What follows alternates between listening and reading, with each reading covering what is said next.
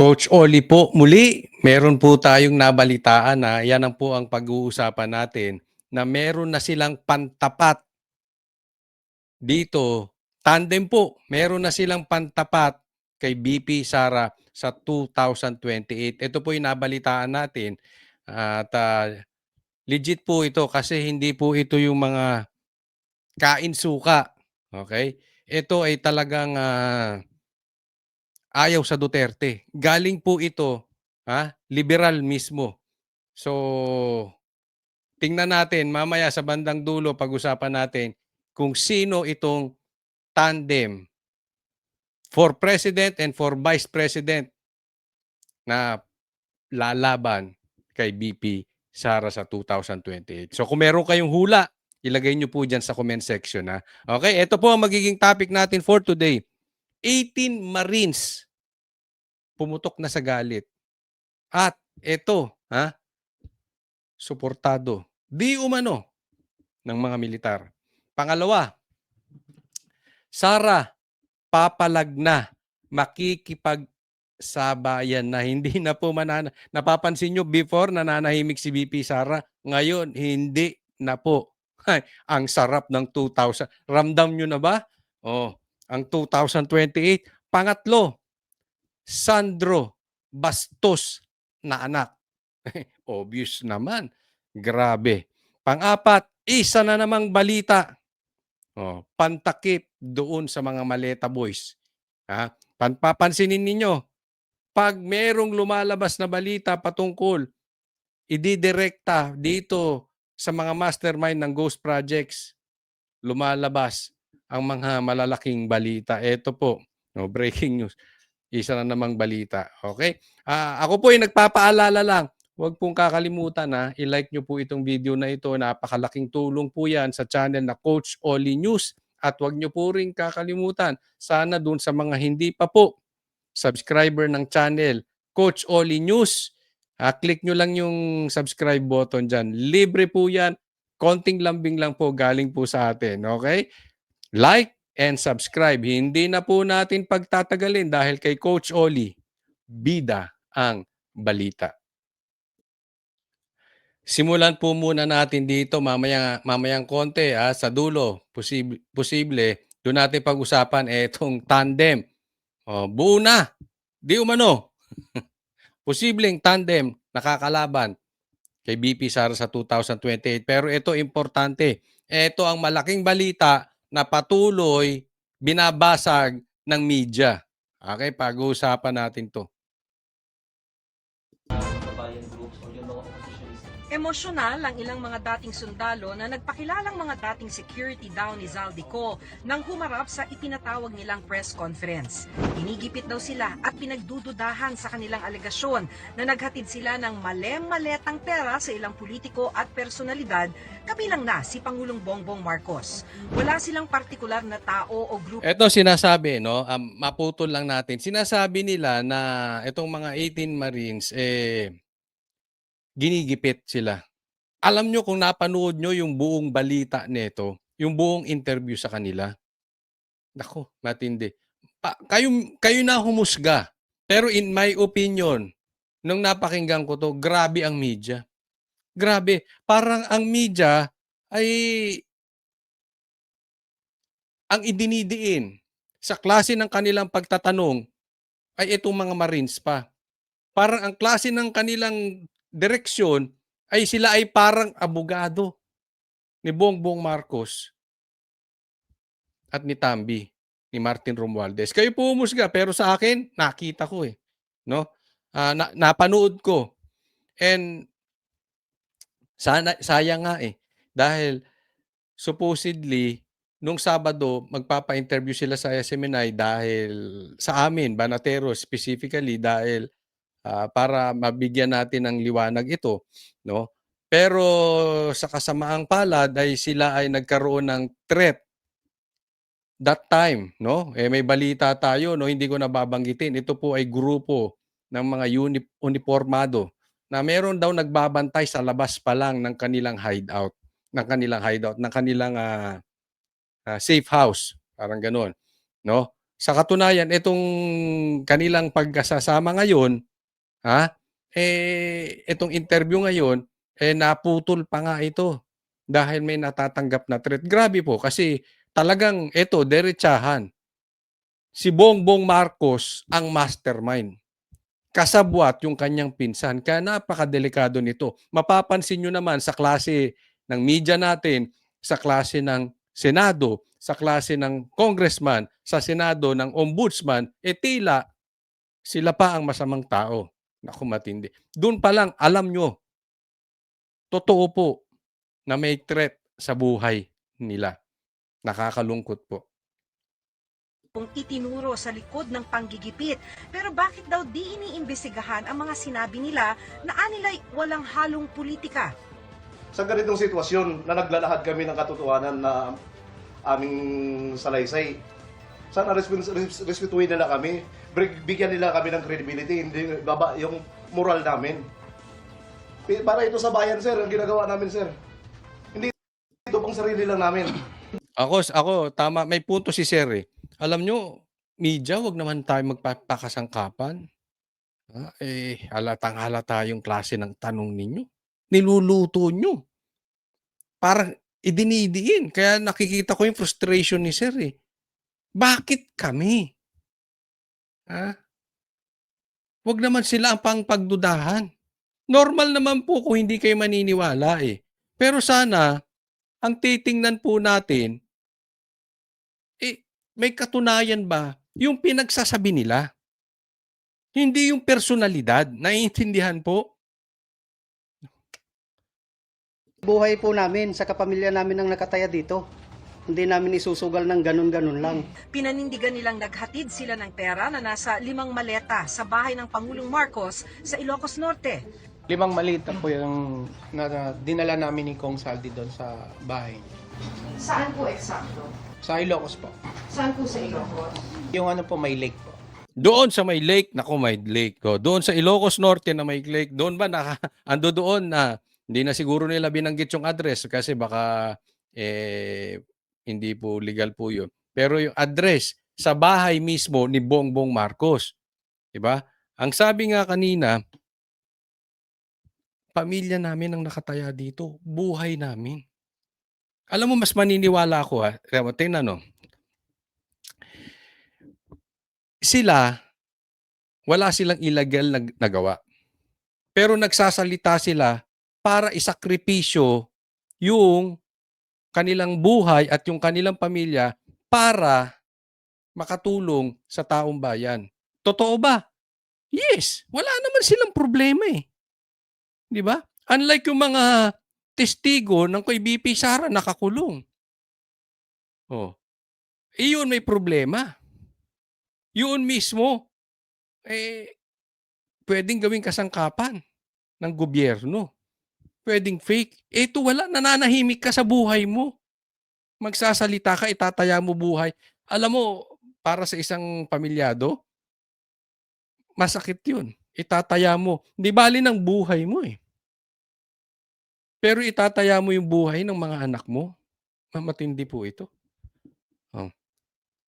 Ibig sabihin, legit po. Ilan po yung ano, May ano, boss? yung may lake. Nakita rin daw nila si Congressman Laila De Lima noong Nako. taong 2025 sa isang townhouse sa Forbes Park, Makati na laging kamiting si Congressman Zaldico. Yung time na nakikita namin siya, ma'am, 2025 2025 po, sa townhouse. sa townhouse po, lagi po siya doon. Kamiting sila boss. Then, paglabas niyan, may mga bit-bit na po yan sila na kuwan, paper bag. Paper bag. At paano nyo alam na may laman yung paper bag na pera? Kasi po, galing po yun Horizon, ma'am eh. Kami po ang nagdadala sa townhouse. Tsaka lang po namin na pera yun kasi sinasabi po ng mga EA, ma'am eh. Tsaka nakikita rin namin. Nauna Kaya ako, sa totoo lang, wala akong katiwa-tiwala dito kay De Lima eh. Alam mo ito, gusto lang gumante sa Duterte. Diba? Obvious yan, nakulong to because of Duterte. Nahuli yung kalokohan niya. Pati nga dun sa driver, nahuli. Okay? Kaya ngayon, ito, wala, vengeance ang motibo nito. At hindi lang vengeance. Lagi pa doon sa townhouse kung saan nagkakabigayan ng sobre. Huwag tayo maglokohan. Ha?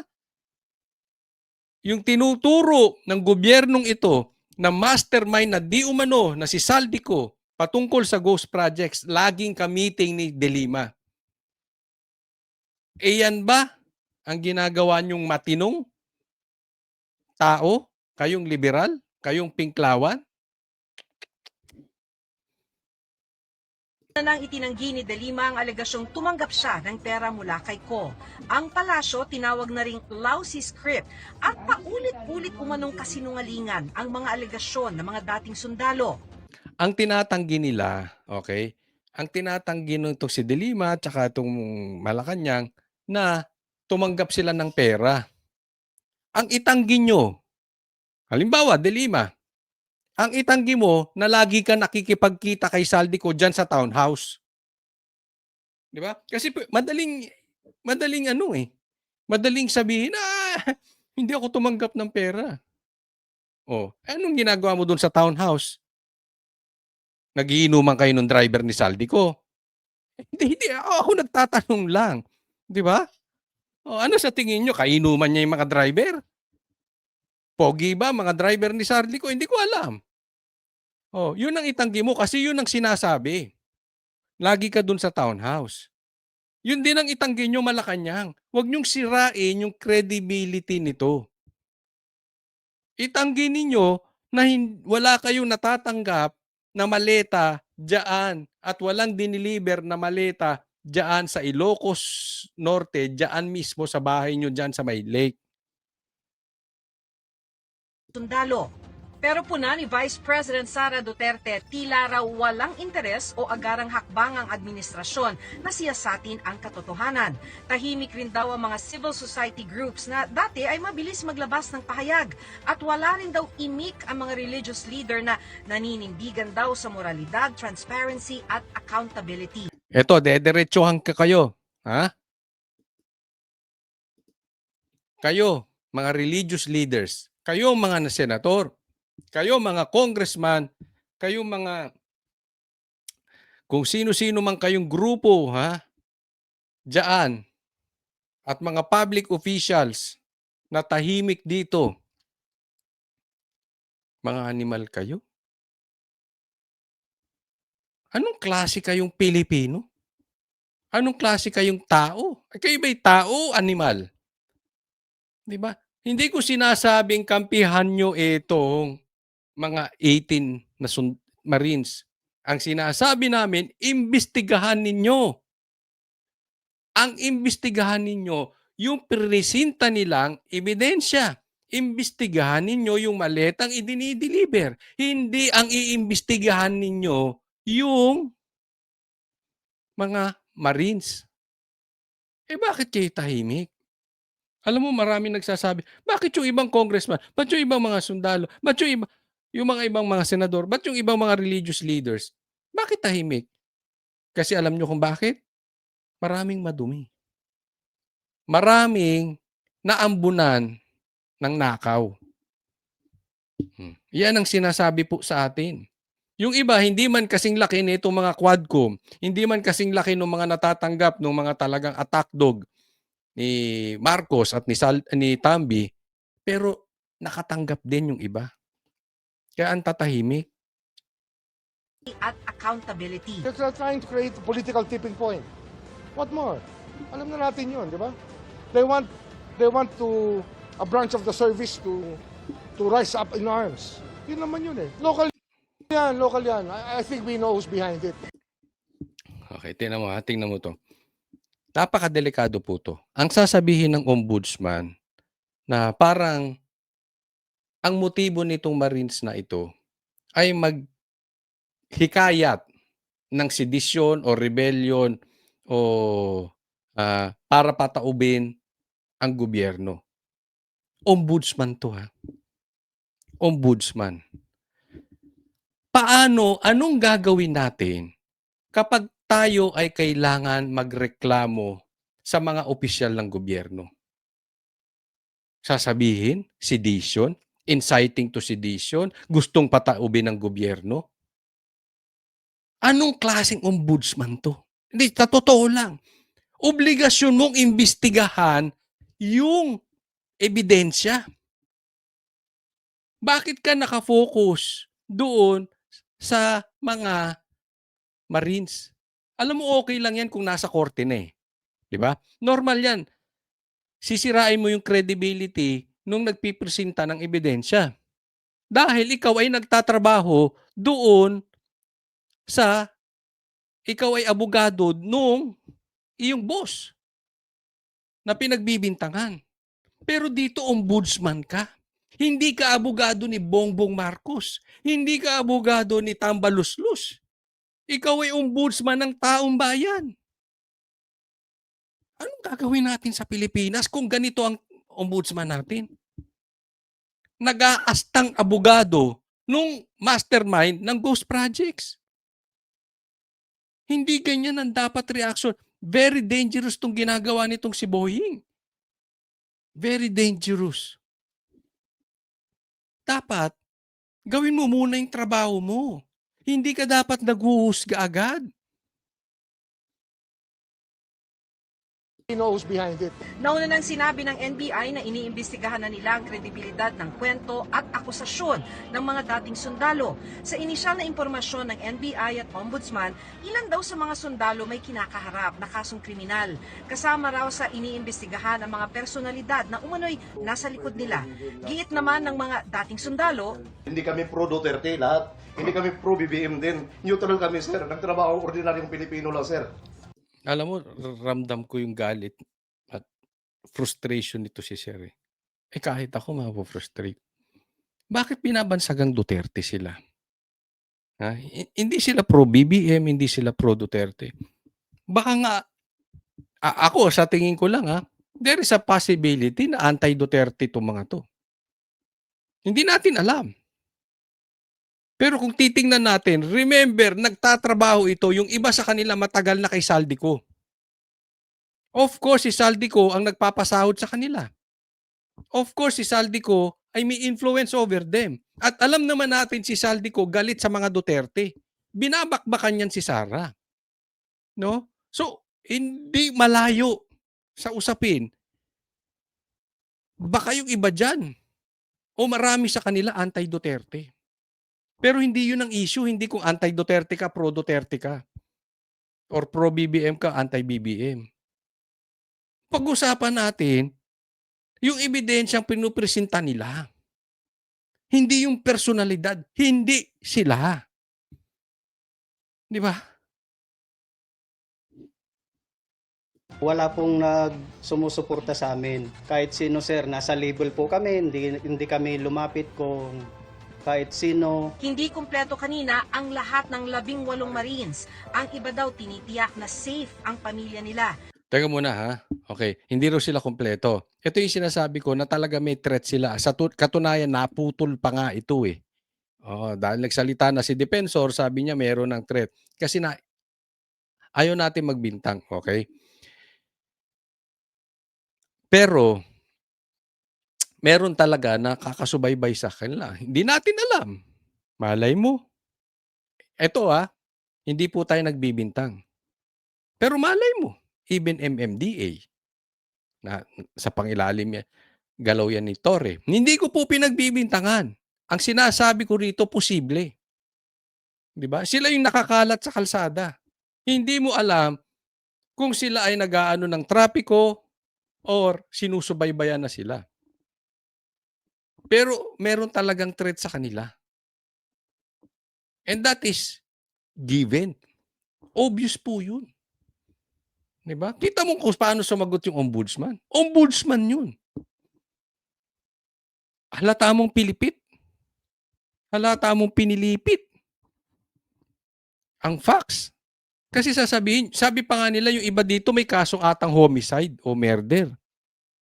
Di ba yun nabanggit?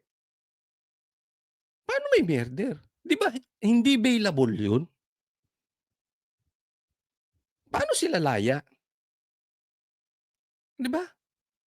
Kung ano-ano binibintang dito. Di na ako magugulat, baka bukas. ibibintang dito sa mga to na sila yung kinontak ni BP Sara para patayin sila Bongbong pag pinatay si Sara. Hindi ako magugulat kung bukas ibibintang dito na ang pumatay kay Jose Rizal ay isa sa kamag-anak nila. Grabe katindi yung mga binibintang. Di ba naaalala ninyo, dininay pa nga sila ng Marines. Tapos binago rin. Oh. Tapos ngayon naman may murder. Wow. Nakakita na ba kayo ng kaso murder laya? Nakapag-bail? Baka siguro kung matataas na opisyal pero hindi ganito. Kanina, biglang tinapos ang press conference dahil may pangamba na raw sa seguridad nila. Di ba? Yan sasabi ko eh. Next topic po. Ito naman po pag-usapan natin no si Erice bilang senior minority leader no tinanggal. Okay? Ganyan po nangyayari talagang pagka may sinabi ka na masama or katotohanan at binuking mo ang panloloko ng gobyernong ito talagang aalisin ka. Remember this, meron tong binanggit na hindi maganda kay Bongbong Marcos na talaga namang totoo bola-bola lang daw si Bongbong Marcos. Hanggang ngayon naman, meron bang nakukulong? Oh. Wala. Meron bang big fish na nakukulong? Dito sa Ghost Projects? Wala. Oh. Tingnan natin to. Kasi mahirap naman yung ginagawa ko eh. Mahirap talaga. Mahirap daw ang kanyang kalagayan ayon kay Caloocan Representative Egay Erice. Ang kanyang alegasyon, hindi independent ang minorya sa Kamara. Dahil ang kanilang nagiging leader, mayorya pa rin daw ang pumipili. At nasa likod ng kanyang pagkaalis bilang Senior Deputy Minority Leader, si House Majority Leader Sandro Marcos. Ayan. So, di ba dapat may minority, may majority. Okay? Pero, kontrolado, ganyan po nila sinisira ang Congress. Hindi ko nga alam kung dapat na nilang buwagin na itong lower house na ito eh. Yung majority hawak ang minority. Hindi, papansin nyo sa Senado, hindi ganyan. Di ba? Yung minority talaga, independent. Kailangan po talaga yung minority. Di ba? Kaya nga sinasabi natin, dahil para mayroon check and balance, hindi yung sunod ng sunod. Ang problema dito sa mga congressman na ito, even yung minority, sunod-sunuran sa majority, nakikita nyo naman, saan po ang breeding ground ng kain-suka? Dito sa mga congressman. Diyan po galing ang mga lehitimong kain-suka.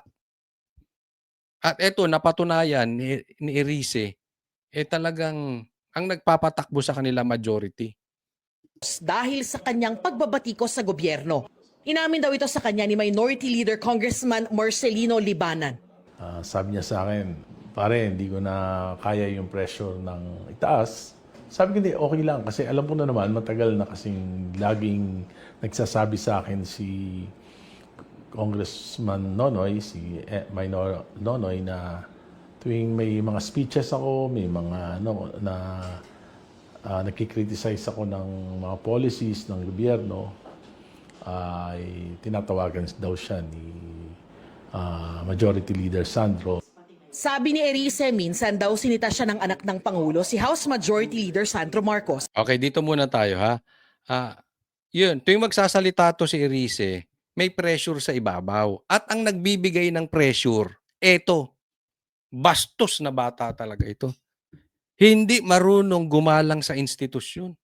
Bastos na anak ito. 'Di ba? Kasi hindi mo na pwedeng punahin ang gobyerno. Pag pinuna ang gobyerno, bubungangaan sa ibabaw, ipe-pressure, palitan nyo yan, palitan nyo yan, palitan nyo yan. Sandro Marcos, pagkatapos ng kanyang privilege speech na bumabati ko sa kanyang ama. Hindi pa ako tapos magsalita, sinundo na ako sa plenary ni Minority Leader Libanan. So pagkatapos ko magsalita, ayun, in-escort na niya na ako papunta sa office ni Congressman Sandro. Pagdating ko, nandun si Speaker Boji, di nakaupo. Sabi niya, ano yun? Sabi ko, yung speech ko para yung anti-political dynasty, ano niya, matagal ko na yung advocacy, bata pa ako. Sabi ko, hindi yun. Binabanatan mo yung si Presidente. Sabi ko, hindi banat yun, tulong yun.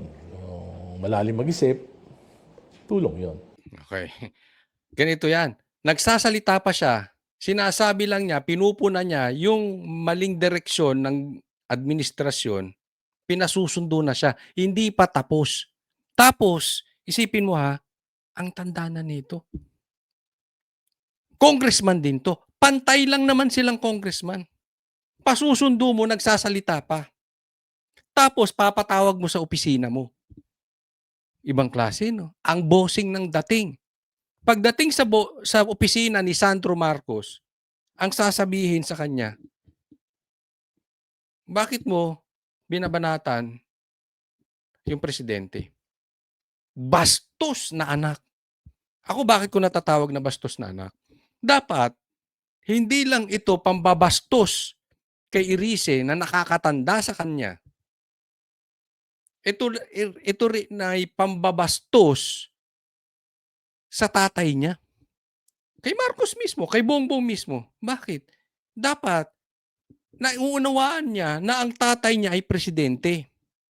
Ikaw ay congressman. Hindi nyo ba naiintindihan na executive at legislative separate branches? Ginawa pong separate branches yan para may check and balance. Nasa konstitusyon po yan. Nasa batas po yan. Kung hindi ka ba namang bastos na anak, bakit ka manghihipasok sa hindi mo naman dapat obligasyon na hindi mo ginagawa, parehas lang kayong congressman. So,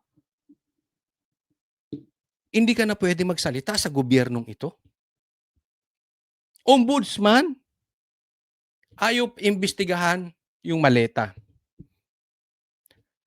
Majority leader, anak ng presidente, ayaw pupunahin yung presidente.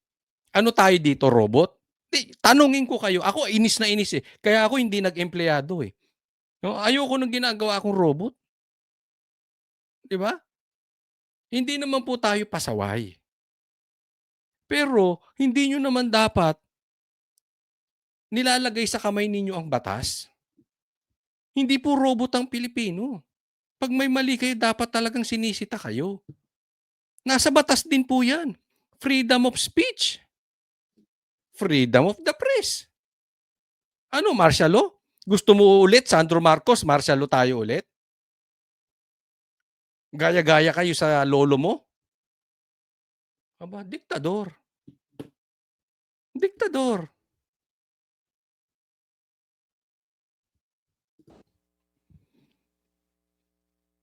Itinanggi ni Libana na may nag-pressure sa kanya para palitan si Erice. Sinabi ko, Paano mong itatanggi? Sinundo mo nga.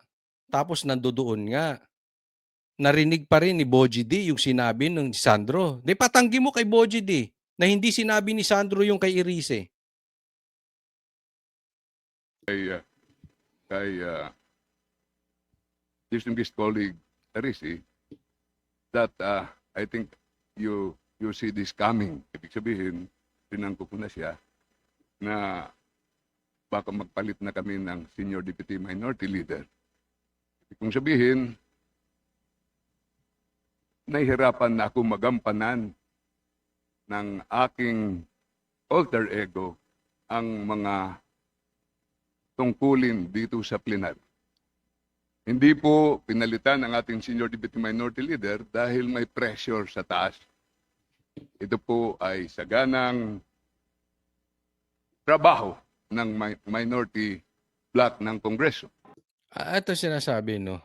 Walang pressure sa taas. Nagkataon lang. Nung binanatan niya ang presidente, tas pinatawag siya nung anak, bigla siyang pinalitan. Coincidence. Nagkataon. Wow. Bloc ng Kongreso. Pumalag din si House Deputy Speaker Janet Garin. Please spare us the majority. Papayag ba ang minorya na sabihing tila sunod-sunuran lang kayo? O, totoo. Pwede. Eh, ang daming kain suka dyan. Marami diyang galit kay BBM. Ngayon, kung anong direksyon ni BBM, yun din ang kain ito rin ang direksyon ng mga kain suka dyan. Wag nga. Ikaw naman, nagtatanga-tangahan ka pa. Ang sa akin lang, Mr. Speaker, let us Di, tanga ka ba? Or kami ginagawa mong tanga? Yun lang yun eh. Dalawa lang yan. Kasi imposibleng hindi mo alam. Tanga ka o kami ginagawa mong tanga? put decorum in this house. Let us not accuse the majority of meddling. Do not drag us into the problem of your election of officers. Pero aligasyon ni Erice, ang House leadership ang nagbibigay ng basbas sa magiging mga opisyal kahit ng minorya. At alam niya yun. Hindi po imposible yan. Tagal-tagal niya ng congressman. Di ba yung sinasabi ko eh. Alam niya yun eh. So kung hindi siya tanga, ginagawa mo kaming tanga. Huwag mo namang gawing tanga yung mga Pilipino. Ano? Alam niya. Ano yun? Hypocrisy yun kung hindi niya alam yung system. Ako, kung hindi niya alam, tanga siya. Pero mas pinapaniwalaan ko na hindi tanga siya eh. Or hipokrito siya eh. Ginagawa niya tayong tanga. Kami mga ordinaryong Pilipino. So kung ganyan yung sinasabi niyo, sir, na reality, what does it say about the House minority leadership, yung independence? Hindi independent talaga. Ganon. Alam mo yung sinasabi niya? Yung sinasabing independent sa Congress, hindi talaga independent. Kitang-kita naman natin. Kaya nga, yan din yung sinasabi nila Risa Ontiveros na sila ay sila yung oposisyon. Maniniwala ba kayo sila oposisyon? Kung ano direksyon ni Bongbong, yun din ang direksyon nila. Gusto pa nga nila makaalyado. Meron bang oposisyon na gusto mo makaalyado si Bongbong Marcos? Di ba? Same thing dito, yung minority. Same din ang direksyon ng majority. Parehas na parehas eh. Kaya madududa ka talaga na totoo yung sinasabi nito mga 18 Marines. Dumadaloy ang envelope, dumadaloy ang maleta sa Kongreso. Hindi independent talaga. Matigas lang ulo ko. Patuloy na sinusubukan ng GMA Integrated News na kunin ang panig ni House Majority Leader Sandro Marcos at ng Malacanang tungkol sa mga sinabi ni Erice. Para sa GMA... Ayan, hindi pa naman magsasalita yung mga yan. Papansin mo lagi silang huli. Pinag-aaralan pa nila kung paano. So for the meantime, yung tagapagsalita muna nila, si Claire, si Ombudsman, kung sino-sino. Tapos saka sila magsasalita pag nasala. Yan ang style ng Marcos. Hindi sila makakagawa ng head-on. Eto, para patunayan sa inyo, yung mga sinasabi ni Erice, legit. Eto po. Dito, mapapatunayan natin na ito si Erice, ay hindi pro Duterte. Baka sasabihin na naman, palibhasa, nagsasalita sa baho ni Bongbong Marcos, nagsasalita sa baho ng gobyernong ito, sasabihin na naman pro Duterte. Sasabihin na naman alam na nila kung sino ang nag-i-sponsor o kung sino man ang nasa likod ni Erice. Hindi po yan pro Duterte Lumutang ang isa na namang posibleng tandem sa 2028 elections. This time, Robredo at Zubiri. Yan. Sa The Spokes ng Bilyonaryo News Channel, sinabi ni Caloocan City Representative Edgar Erice na nananatiling si dating Vice President at ngayon Naga City Mayor Leni Robredo ang pinakamalakas na posibleng presidential bet ng Liberal Party sakaling tumakbo ito sa 2028. Siya raw ang strongest candidate na maaaring i-challenge si Vice President Sara Duterte na kamakailan ay nagpahayag na ng kagustuhang tumakbo. Ngayon 2028, para sa akin, and numbers in the surveys will show, ang pinakamalakas na kandidato ng Liberal Party, si Vice President Leni Robredo. Mas Yan, kita natin Okay, so maliwanag si Erice Makaleni. Hindi po yan pro Duterte. At sa katunayan, nagsasuggest pa siya na pinakamalakas na pwedeng mag-challenge kay BP Sara ay si Lenny. I agree naman. That I agree. Hindi ko sinasabing mananalo si Lenny. Baka nga hindi ko umabot sa kalahati yan ng boto ni Sara. Pero yung biggest challenge talaga na pwedeng kahit papaano ay may kurot, ito si Lenny. Palawak daw ang koalisyon ng oposisyon kung ang makakasama sa tiket ay hindi magmumula sa loob ng partido. Kaya naman, isa sa mga pangalan na inilutang ni Erice bilang posibleng running mate ni Robredo ay si Senate Majority Leader Mig Zubiri. So, sino tingin mong possible? Ako gusto ko si Mig Zubiri from Mindanao. Yeah, ang ganda ng suggestion niya. Lenny Zubiri. Oh, ang ganda papakinggan. Lenny Zubiri. Iyan po, ito po ang tunay na liberal. Ito ang tunay na pinklawan na masasabi natin. Ito ang tunay na oposisyon. Hindi kain suka. Ito hindi pro Duterte, hindi ito pro BBM. Hindi ito sunod-sunuran kay Bongbong Marcos. At hindi rin to Duterte. Iyan ang kailangan. Dapat magising dito mga dinglawan, pinklawan. Nakain suka. Kaya yung suggestion niya ito lihitimo to. Yan talaga ang posibleng lalaban sa 2028. So, yung pagbanat niya kay Bongbong Marcos at binanatan din niya yung anak ni Bongbong Marcos na si Sandrong Bastos na anak, lihitimo yun. Hindi po galing, baka ibibintang na naman kasing Duterte kaya pinatunayan natin dito, kitang-kita. Makes sense. Malaking bagay daw ang posibleng suporta mula sa Mindanao sakaling magkaroon ng ganitong tandem. Pero agad naman itong tinanggihan ni Zubiri. Sa isang text message, sinabi ng senador na naghahanda na siya para sa kanyang retirement sa politika. Pagkatapos yan ng kanyang current 6-year Senate term na magtatapos sa 2028. Tumakbo noong 2022 si Zubiri sa ilalim ng senatorial ticket ni Pangulong Bongbong Marcos. Initially ay naging guest candidate siya ng oposisyon, pero kalaunay idinrop sa listahan ni Robredo nang i-endorso nito si PBBM. Samantala, una nang nagpahayag si Robredo na hindi siya tatakbo muli sa pagkapangulo sa Yan lang. Yun lang. Ayaw ni Lenny. Ayaw ni Zubiri. Talaga, kung ang kakalabanin mo naman ay isang Sara Duterte, parang masisira ang political career mo. Tama si Zubiri, mag-retire na lang siya. Pero ito yung talagang possible. Diba? Yung iba kasi sinasabi si Torre, pambihira naman ang suggestion nito. Si Trillanes, yung talagang suntok sa buwan Dahil mo pa nanalo ng loto. Pero ito yung talagang possible na tandem. 2028. Sa bahagi ng United Opposition, una na nilang sinabing patuloy lang ang pagbubuo ng kanilang slate para sa 2028 elections. At ayon kay Senator Risa Ontiveros, kailangan ng masusing pagbusisi kung kakailanganin bang makipagtandem sa labas ng kanilang hanay. Para sa agenda, Ito si Risa, wala din talagang Yan ang talagang kain suka, no? Si Erice, nabanggit niya na siya'y dumaan na experience niya yung martial law. So ayaw niya talaga kay Bongbong Marcos, no? Etong mga baguhan natin, ito may mga ambisyon, no?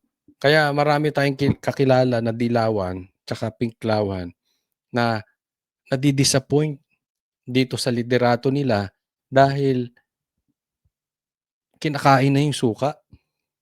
Galit na galit kay Bongbong, kinakain na. Kaya yung direksyon nila talagang medyo kakaiba no? O, next topic po. Ito, hindi nyo napupuna na si BP Sara ay for the past 3 years, maraming batikos na binabanat sa kanya and karamihan po fake news. At pansin nyo na si BP Sara nananahimik lang, no? Hindi niya pinapatulan, but this time talagang head on. Hindi na siya mananahimik, lalaban na siya. That is the Duterte we know. That is the Duterte we like. Sa katunayan nga po, magkakaroon sila, ito si Sara, ng bagong programa, parang Talk to the People, nung panahon ni PRRD, no? Sa SMNI. So alam naman natin, ang SMNI ay talagang hindi bayad na media. Everybody knows that. All Filipinos knows that. All Filipinos know that.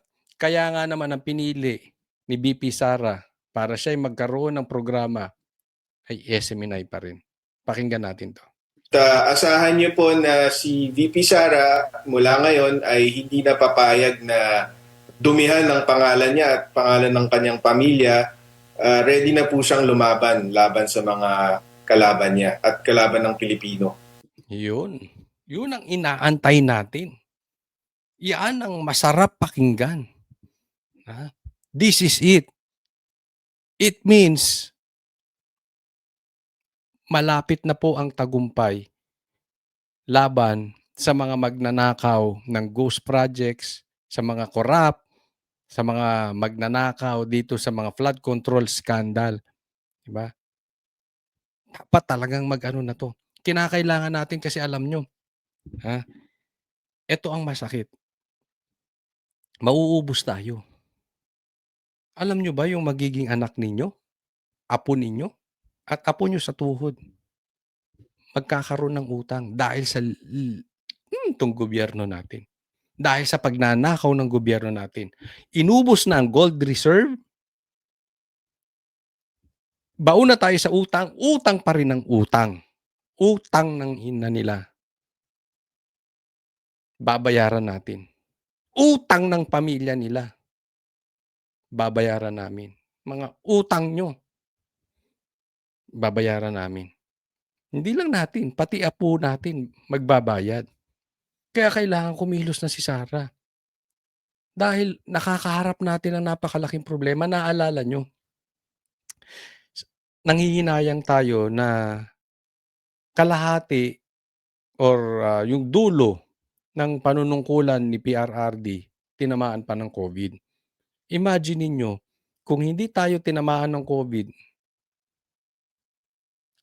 ang laki sana ng ginanda ng Pilipinas.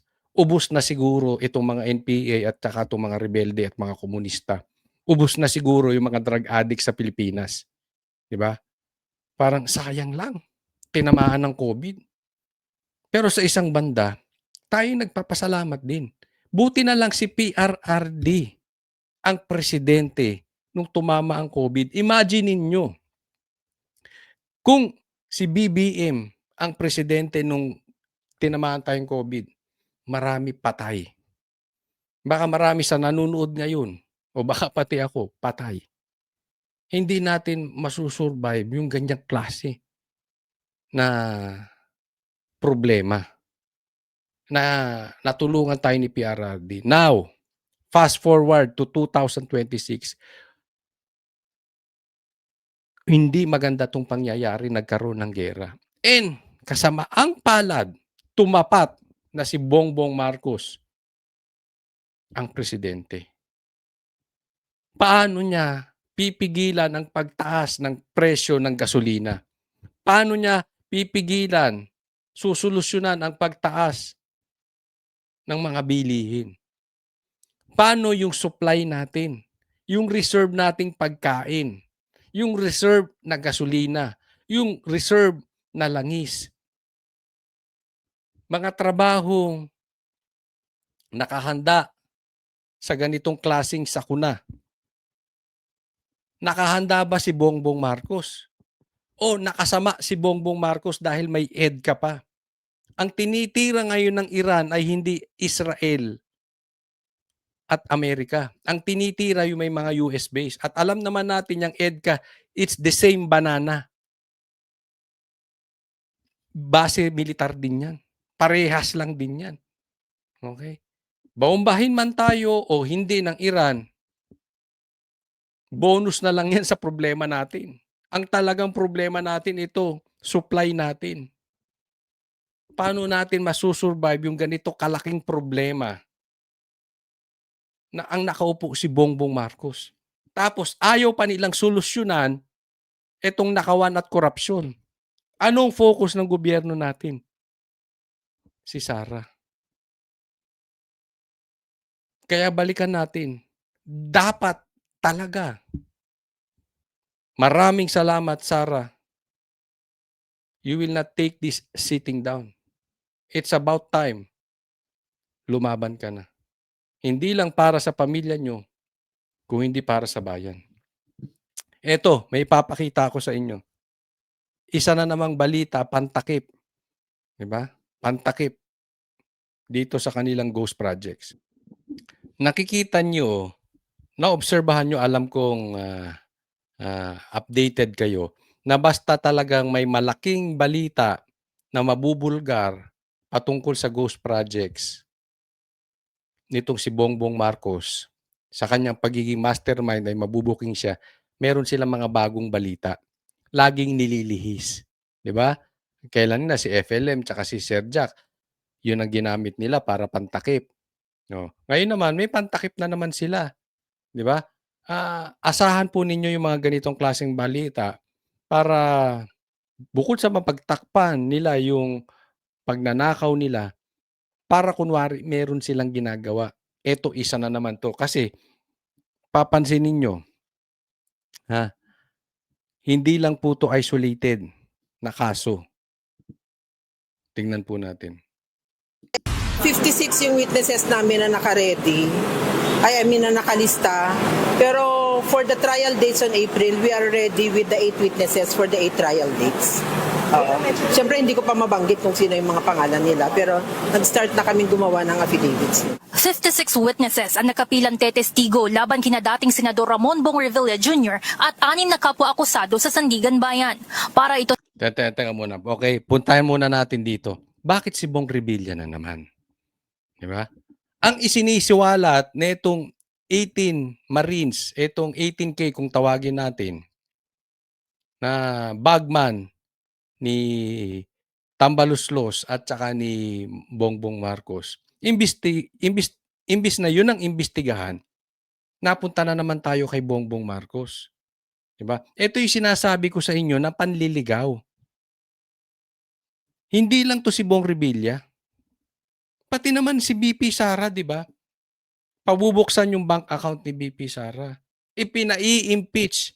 Pasado na yung in substance and in form yung pinasa nilang impeachment. So sino ngayon ang hinahabol nito? Tingnan po natin lagi yung kabaligtaran. Hindi sila maghahabol na tulay na mastermind. Lagi silang mayroong pantatakip na kunwari ginagawa. Sabi ko sa inyo, hindi to isolated eh. Yung dalawa, si Sara at saka si Bong Revilla ang gustong ikulong.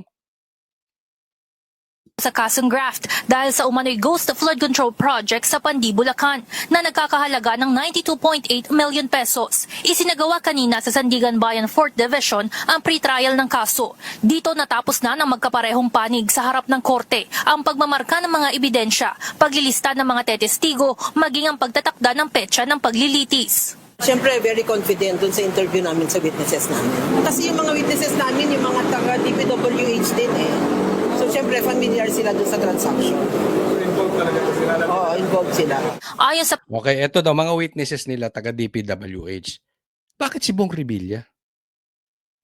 Una, sino ba ang witnesses nito mga to? Sino bang nagturo? Si Bernardo, di ba? Si Bernardo, may nakaw mismo. Involved sa DPWH. Bakit si Bong Revilla hindi naman siya involved? Sino bang nagpapatubad ng mga proyekto na yan? Sino ba ang nagsasabi kung tapos na yung mga proyekto na yan? Sino bang nagsasabi kung tumatakbo ba yung proyekto na yan? Saan ba dumadaan ang pera niya mga yan? Di ba sa DPWH? Di ba kaya nga si Bernardo, isa sa nang-abuso diyan sa mga ghost projects? Bakit si Bong Revilla? Di ba kayo nagtataka? Hindi ba kayo nagtataka bakit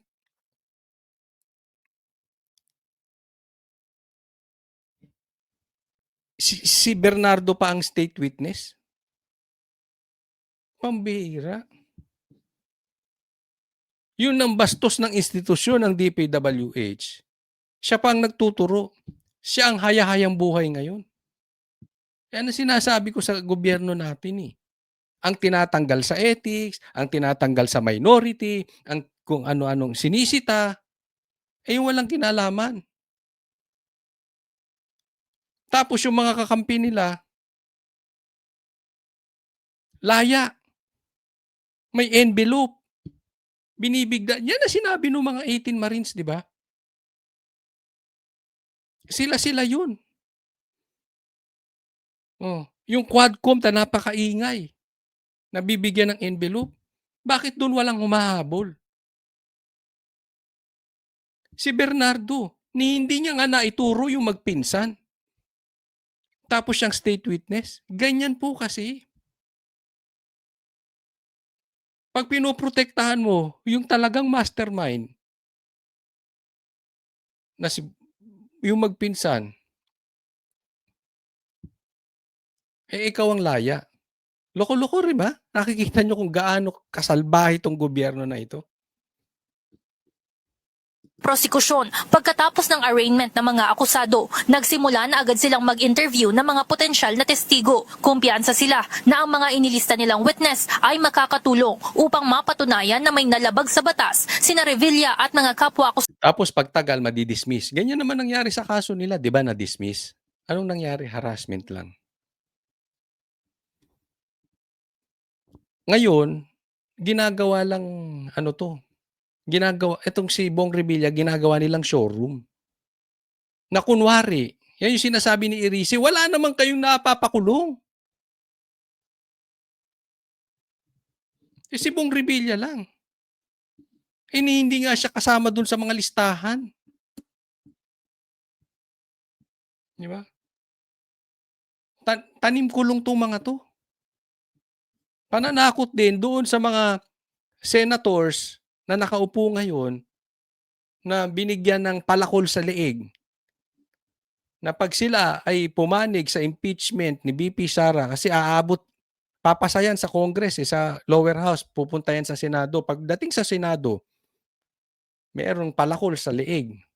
Itong Villar, si Cheese, Jinggoy, Villanueva, lahat sila eh. Di ba? Ginawang panakot yung kay Bong Revilla, ganyan na mangyayari sa inyo. Tutuluyan namin kayo. Pag hindi kayo papanig dito sa impeachment ni BP Sara. Ganyan na po. At hindi naman lingid sa inyo. Alam naman nating magkaibigan si Bong Revilla at saka si BP Sara. At hindi rin lingid sa inyo na kalaban sa politika ng Remulla ang Revilla. Diba? Oras na simulan na ang trial proper sa April 7 at April 8. Ang kampo ni Revilla handang dumepensa, lalo na at naninindigan pa rin silang walang kinalaman ang dating senador sa mga aligasyong ipinupukol dito. Wala talagang partisipasyon si former Senator Bong Revilla sa mga aligasyon laban sa kanya. So, we are ready, no? Insofar as yung 56 na yun, hihintay na lang po namin and haharapin namin ito as they are presented sa trial. Kung higit sa 50 ang witness ng prosekusyon, 14 na witness naman ang inihanda ng mga abogado ni Revilla. Ngunit hindi sinabi ng mga ito kung sino-sino ang tetestigo pabor sa dating senador. Anya, maiging hintayin ang pinal na mga pangalang aaprubahan ng korte. Hintayin natin yung nasa order ng court at kung ano yung nandun, yun yung siguradong lalabas na. Siyempre, magandang balita rin ito. Di ba? Artista eh. Di ba? Kasi pag ang balita mo ay involve ang artista, kahit doon sa mga hindi politically involved o hindi sila politically interested, matatap mo yung mga ordinaryong Pilipino o yung mga Pilipinong sabihin nating hindi nasa mainstream ng politika. Kasi nga, artista. Diba? So, matatabunan. Dahil, alam nyo, buong Pilipinas, kahit ikaw ay hindi involved sa politika, kausapin nyo kamag-anak nyo, kapitbahay nyo na walang kahilig-hilig sa politika, alam nila yung ghost projects. Alam nila yung pagnanakaw ni Tambaluslos tsaka ni Bongbong Marcos. Alam nila yung lumabas na 18 Marines. So para maligaw dyan, malihis na naman, punter yan nila si Bong Revilla. Siyempre nga naman, kung ikukulong mo si Bernardo, sino may pakialam dyan? Wala namang may kilala dyan eh. Diba? Pero sa katutunayan, yan ang talagang yan ang talagang directly involved dyan sa DPWH. as allowed by the court po. Ginagalang din namin ang tamang proseso. Ginagalang din namin ang korte at ang mga proseso nito at susunod kami sa tamang proseso. Magta-trial tayo, haharapin namin ito. Samantala kanina, tanging ang mga dating tauhan ng DPWH Bulacan 1st District Engineering Office na sina Bryce Hernandez, RJ Dumasig at Cristina Pineda ang nakadalo sa pre-trial. Sina former Senator Revilla at 3 pang kapwa-akusado hindi nakapunta dahil hindi na ipasabina para humarap sa korte. Kasunod dito, Okay. Next topic po tayo. Tingnan po natin itong post ni Attorney Baligod. Sinabi niya, "This is unwarranted extrapolation intended to intimidate us. Irresponsible statement like this damages the ombudsman as an institution." Alam mo, yung ginagawa ni Boying, hindi lang siya ang nasisira. Alam naman natin sira na tong mama na ito eh. Boying is in the same league as the Ping Lacson, Tito Soto, yung talagang ililihis ang usapin. Hindi matuloy ang investigasyon at hindi masundan ng ebidensya laban sa ghost projects, laban sa flood control scandal. So alam natin yan. Ang masama nito, hindi lang siyang nasisira, yung institusyon ng ombudsman. Kaya nga sabi niya, ombudsman as an institution tasked to bring corrupt officials to account. Trabaho ng ombudsman yun eh. Iimbestigahan itong mga corrupt na opisyal. Sabihin ba naman ni Boy Remulla says, 18 ex-Marines out to incite other soldiers to rise up in arms. Di ba? Pagka ganyan, lagi nilang sasabihin, inciting to sedition, rebellion, o kung ano-ano pa, fake news, para naghihikayat. Hindi ka na pwedeng magsalita. Paano kung totoo yung sinasabi nitong mga to? Bakit natin huhulaan kung ano ang motibo nitong mga Marines? Bakit hindi mo tingnan kung totoo? Yun ang tingnan mo, Boying. Totoo ba na nag-deliver sila? Regardless kung ano ang motibo nila. Kasi kung totoong nag-deliver sila, yan pa lang. Dapat ang hinahabol mo yung mga pinagdeliveran. Regardless kung babaero itong mga 18 Marines, kung bakla ba sila, wala na tayong paki doon. Hindi mo trabaho yun. Hindi ka abogado ni Bongbong Marcos at saka ni Tambaluslos. Diba? Pambira, halatang halata itong mga to. Ito talaga ang mga proteksyon ni Bongbong Marcos eh. Itong si Boying tsaka si Ping Lacson. Hindi nyo ba napupuna? Ito, sasabihin ko sa inyo. Gusto nyong malaman kung anong gusto ni Bongbong Marcos? Look at the direction of Boying and Lacson. Tingnan nyo direksyon nila. At kayo manghusga. Tama ba yung sinasabi ko o mali? Doon na lang muna tayo. Hindi tayo nagmamagaling. Sabihin ninyo kung mali ako. Pero hindi lalayo ang investigasyon ni Lacson at saka ni Boying sa gusto o palayo sa pag-iimbestiga kay Bongbong Marcos. Lagay nyo sa comment section. Diba? Ako, yan ang nakikita ko. And I'm very confident, more than 50% ng mga Pilipino. Yan din ang nakikita.